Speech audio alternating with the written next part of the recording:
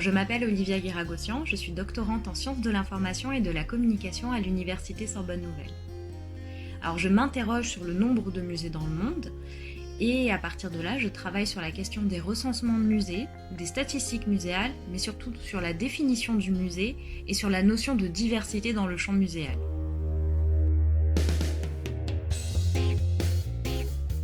Avant de faire ma thèse, j'ai fait l'école du Louvre, donc en histoire de l'art et en muséologie.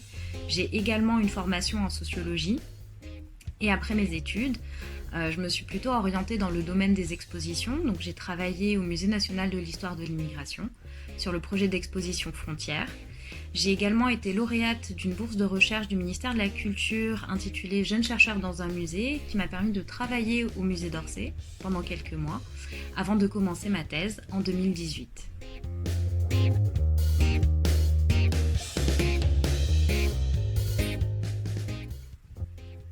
Bien, pour l'avenir, j'aimerais continuer à faire de la recherche, sous toutes ses formes évidemment, puisque finalement avec une thèse, je me suis rendu compte qu'on avait énormément de compétences à la fois pratiques mais également plus académiques.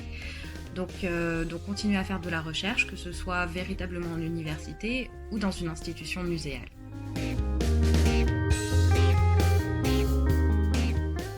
Bien, j'ai connu Métis à ses tout débuts. Parce que j'ai eu la chance en 2017 de travailler avec Cindy, Lina et Audrey, qui sont les cofondatrices de l'association, sur des projets de colloques internationaux. Donc on avait déjà commencé à travailler ensemble en 2017. Donc j'ai suivi la création de Métis à partir de ce moment-là. Et c'était un projet qui me parlait beaucoup parce que je sortais d'une institution muséale plutôt. Et je me rendais compte aussi qu'il fallait valoriser ce lien entre la recherche et véritablement le domaine muséal. Parce que finalement, quand on est dans une institution, on a souvent la tête dans le guidon, on a des contraintes qui sont particulières et qui ne permettent pas d'avoir une réflexivité sur les actions que l'on mène.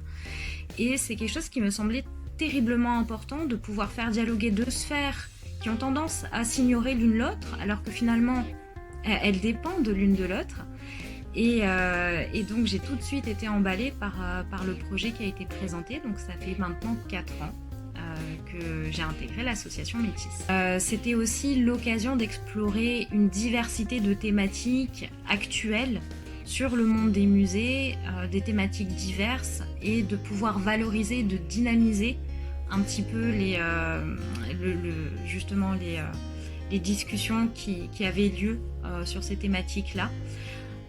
Et puis au fur et à mesure, je me suis rendu compte que l'association a évolué depuis ses débuts, elle a évolué dans sa forme et dans son organisation, et ce que j'ai toujours trouvé vraiment très intéressant, ça a été de faire participer en fait les diverses personnes aux parcours différents qui pouvaient enrichir la manière dont on travaille.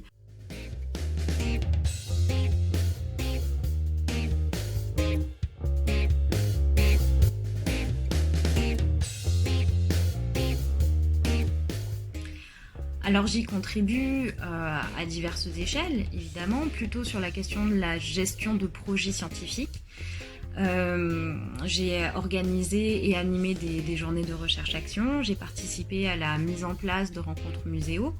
La dernière en date, c'était la rencontre Muséo PACA que nous avons mis en place avec Cindy Lebas et Judith Dehaye sur la thématique du territoire vu au prisme du musée, des arts et du patrimoine, qui était un sujet qui nous tenait particulièrement à cœur. Mais après, la contribution au sein de l'association, c'est aussi participer, apporter un soutien logistique lors des événements. C'est également écrire des articles, créer des bibliographies, donc enrichir la recherche au fur et à mesure, et évidemment apporter un soutien moral à tous nos collègues qui travaillent dans cette association.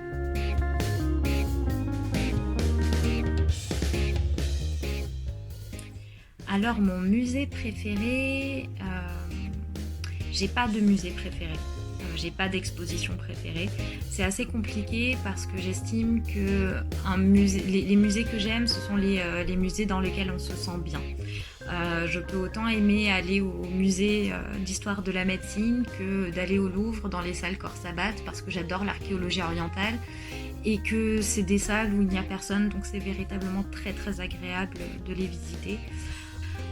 Mais par contre, il y a des expositions, il y a des musées qui me marquent plus que d'autres. C'est peut-être pas des musées que je referai tous les jours, mais par exemple, le dernier en date, c'était le musée du Mémorial de la Paix à Hiroshima. C'est véritablement un endroit qui m'a beaucoup marqué, non seulement parce que les objets qui sont présentés proviennent des familles de survivants ou des gens qui ont vécu ce drame, mais aussi parce que au sein de ces espaces-là, par exemple le public japonais, qui est un public qui est assez connu pour sa réserve, exprimait des émotions qui étaient très très fortes. Et c'est vrai que les musées qui permettent d'exprimer ces émotions-là, de vivre quelque chose, même si c'est dramatique, ce sont des musées qui sont très très marquants.